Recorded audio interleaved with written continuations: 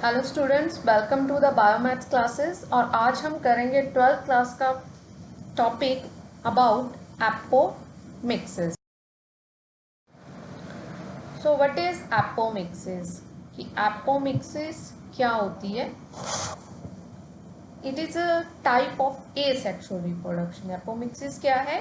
Asexual reproduction की एक type है जिसमें क्या होता है, ना ही मियोसिस होती है ना ही फर्टिलाइजेशन होती है। तो सिंपली हम कह सकते हैं ये एक ऐसी प्रोसेस है जिसमें ना मियोसिस होती है ना ही फर्टिलाइजेशन होती है। अब एपोमिक्सिस जो है वो दो तरह की होती है, एगेमोस्पर्मी एंड वेजिटेटिव रिप्रोडक्शन। तो आगे हम करेंगे अबाउट एगेमोस्पर्मी, क्योंकि मोस्ट ऑफ द टाइम क्या होता है कि जितनी भी टाइप्स है एगेमोस्पर्मी की उसमें कंफ्यूजन क्रिएट हो जाता है। तो आई विल ट्राई कि मोस्ट सिंपलेस्ट वे से हम इसे करेंगे ताकि आपको लर्न करने में ईजी रहे।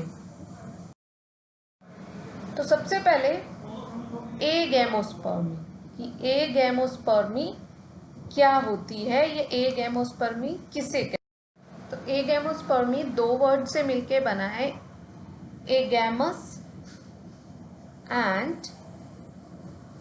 स्पर्मा। Agamus mean without marriage and sperma mean seeds.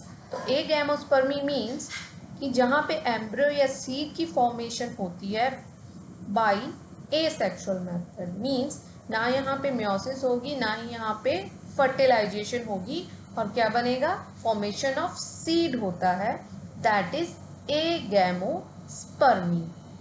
अब एगेमोस्पर्मी की टाइप्स हैं, जैसे apospory, apogamy, diplospory, adventive embryony. तो these are the types of एगेमोस्पर्मी।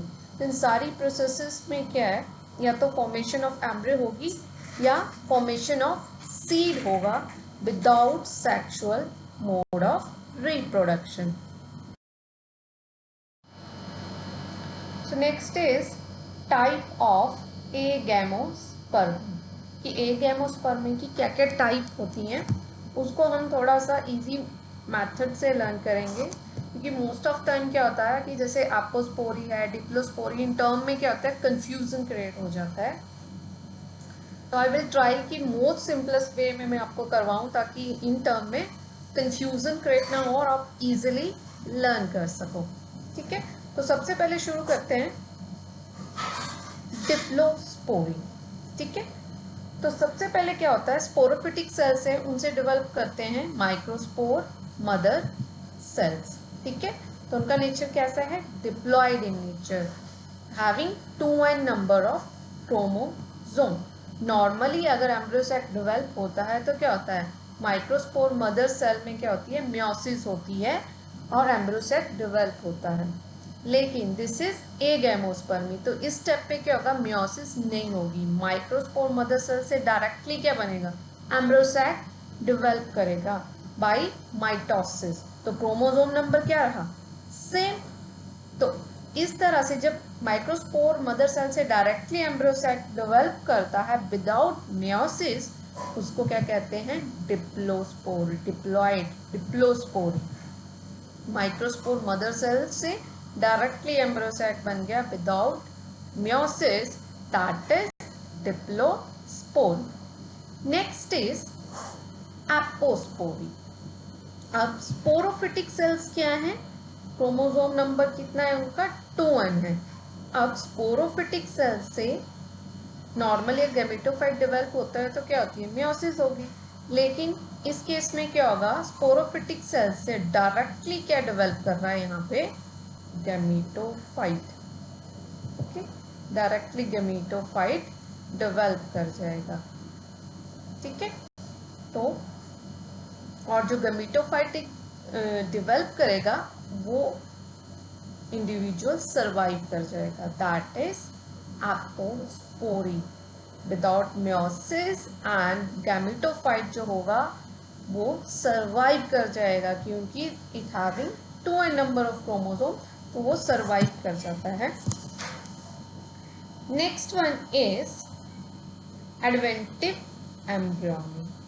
अब स्पोरोफिटिक सेल्स जैसे न्यूसेलस हैं या इंटेगुमेंट्स हैं, they having 2n number of chromosomes.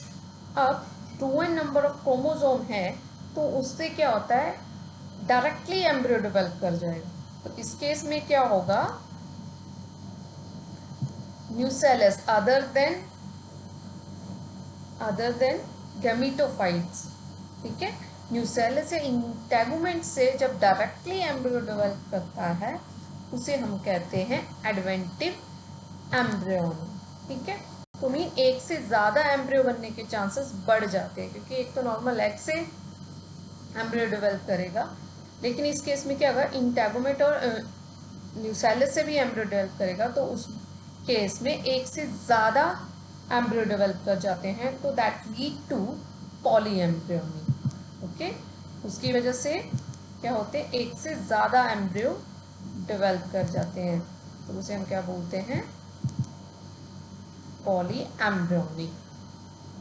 तो mostly poly embryony most common है, जैसे अनियन, ऑरेंज, लेमन, ठीक है। ऐसे प्लांट्स में पॉली एम्ब्रियोनी बहुत कॉमन फीचर है। तो ये था डायरेक्टली स्पोरोफिटिक सेल से किस तरह से चीज़ें नहीं थी। अगर गैमेटोफिटिक से ही स्पोरोफिटिक बॉडी बनती है तो दैट इज एपोगैमी। ओके, इस केस में क्या है, इन तीनों से थोड़ा सा डिफरेंट है। इसमें क्या है, 2n से चीज़ें शुरू हुई थी, लेकिन इस केस में क्या है, गैमेटोफाइट ने ही डायरेक्टली क्या बना दिया, स्पोरोफाइट।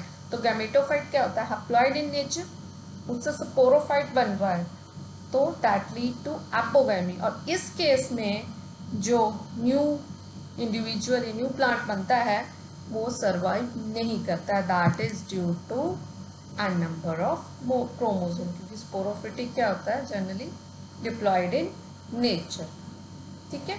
तो these are the types of agamospermy, ठीक है। तो नेक्स्ट इज वेजिटेटिव रिप्रोडक्शन, तो that is also asexual mode of reproduction, उसे हम नेक्स्ट क्लास में करेंगे। ओके, तो आज हम सिर्फ इतना ही करेंगे about the agamospermid type and most convenient method कि उसको हम इजीली किस तरह से लर्न कर।